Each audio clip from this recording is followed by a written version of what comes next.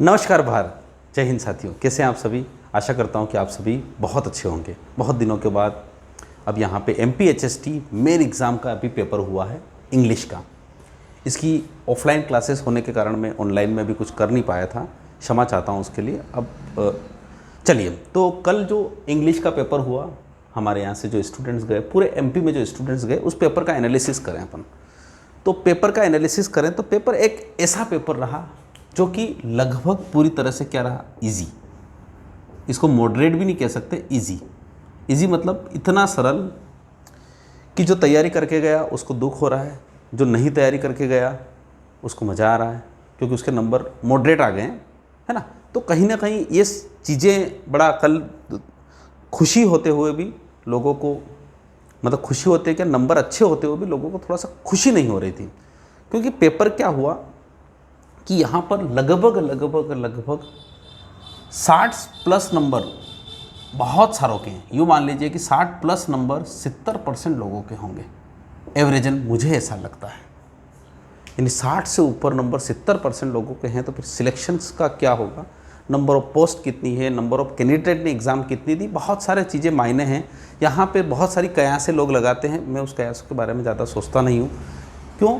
क्योंकि आपने देखा होगा कि जैसे जैसे हम सोचते हैं कि नंबर ऑफ स्टूडेंट्स कितने हैं, नंबर ऑफ स्टूडेंट्स कितने हैं, और नंबर ऑफ स्टूडेंट्स में सबसे इम्पोर्टेंट है कि हमारे यहाँ पे देखें कि पोस्ट कितनी है, नंबर ऑफ स्टूडेंट्स कितने हैं। इसलिए लोग जनरली कहते हैं कि इतने पे हो जाएगा, इतने पे हो जाएगा। मैं ज़्यादा मतलब यूँ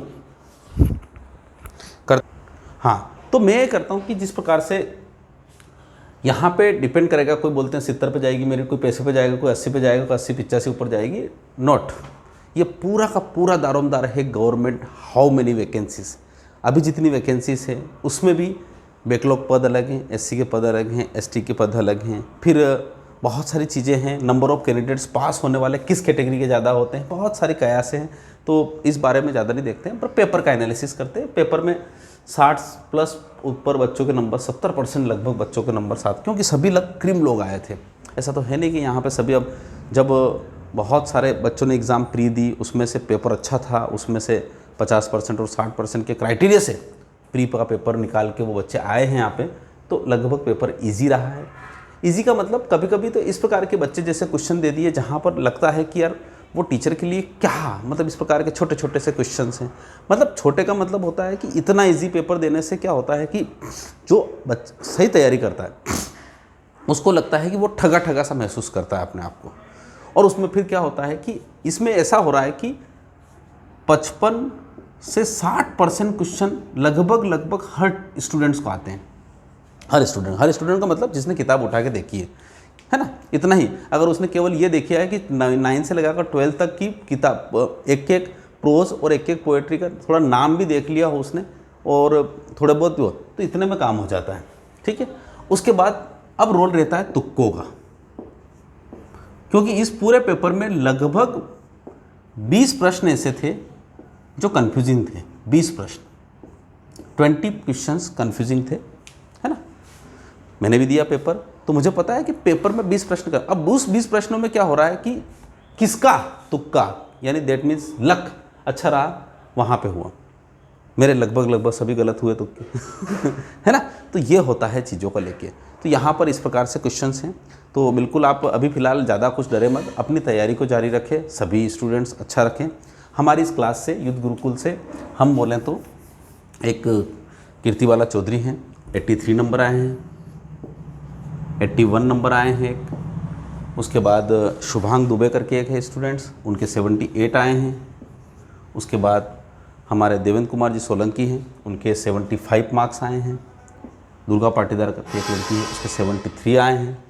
उसके बाद यहाँ पे टीना राठौर और यहाँ पे सुनील गुप्ता जी 71 आए हैं, और हमारे सुनीता गुप्ता मैडम, उनके 65 आए हैं। और भी यहाँ पे बहुत सारे स्टूडेंट्स हैं, इनके बीच में 7-8 स्टूडेंट्स और हैं, है ना। तो ये लगभग हमारे पास एक स्टूडेंट्स का पूरा रहा है। तो ये रहा है। अब आप सोचिए कि ये इस प्रकार के नंबर हैं 83 यहाँ से यहाँ तक। अब डिपेंड करेगा कि ये स्टूडेंट कौन सी कैटेगरी में है, क्या ये गेस्ट फैकल्टी में है या नहीं है, बहुत सारे मायने करेंगे। ये स्टूडेंट्स गेस्ट में है, क्या है वो महिला है कि पुरुष है, बहुत सारी चीज़ें डिपेंड करेगी। तो सिलेक्शन का बेस्ड जब तक मेरिट नहीं आती है, जब तक नंबर ऑफ पोस्ट भी डिक्लेयर नहीं होती, क्योंकि पोस्ट भी क्या होता है, घटती है बढ़ती है, और जिस प्रकार से इस साल माहौल चल रहा है पोस्ट बढ़ने के भी चांसेस बहुत लगते हैं।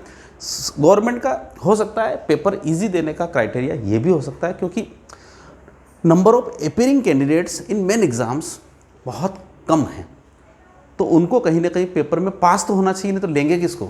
तो कहीं ना कहीं उन्होंने पेपर का लेवल थोड़ा सा ईजी रखा है। ठीक है, तो आशा करता हूँ कि आप सब ये चीज़ों को समझ गए होंगे, अच्छा लग रहा होगा आपको। ठीक है, तो अब हम अपनी आगे की क्लास को, हमारी जो MPHST जो MST है, MST मतलब मिडिल स्कूल टीचर के लिए, हम अपनी एग्ज़ाम को आगे जारी रखेंगे। और इंग्लिश के लिए तो आप सभी से निवेदन है कि बिल्कुल हमसे संपर्क रहे। अगर आपको किसी भी प्रकार की कोई भी दिक्कत हो MP MST, इसमें हम आपको हिंदी, इंग्लिश, संस्कृत और मैथ्स की तैयारी करवाने की कोशिश कर रहे हैं। ठीक है, तो ये 9893834313 पर आप संपर्क करें। चलिए, तो बिल्कुल आप जारी रखें अपनी तैयारी। जो भी स्टूडेंट्स यहाँ पर हैं इस कैटेगरी में, वो EMRS की तैयारी करें, एकलव्य मॉडल रेसिडेंशियल स्कूल, और एग्ज़ाम्स होती रहती, अपने आप को अपडेट रखें सर, क्योंकि अब समय है अपडेट रखने का, क्योंकि एजुकेशन फील्ड में भी बहुत सारे अच्छे अच्छे बच्चों का अब जमावड़ा होने लग गया है, सैलरी बहुत अच्छी है। बहुत सारे बच्चे जो पहले बैंकिंग सेक्टर में है या फिर SSC सेक्टर में जाते थे, वो सारे बच्चे इधर आ रहे हैं, तो कहीं ना कहीं कंपटीशन तो बढ़ेगा। ठीक है, इसी आशा के साथ, इसी उम्मीद के साथ कि आप अपनी तैयारी करते रहेंगे और अपने इस पेपर एनालिसिस को आपने समझा होगा। जय हिंद, जय भारत।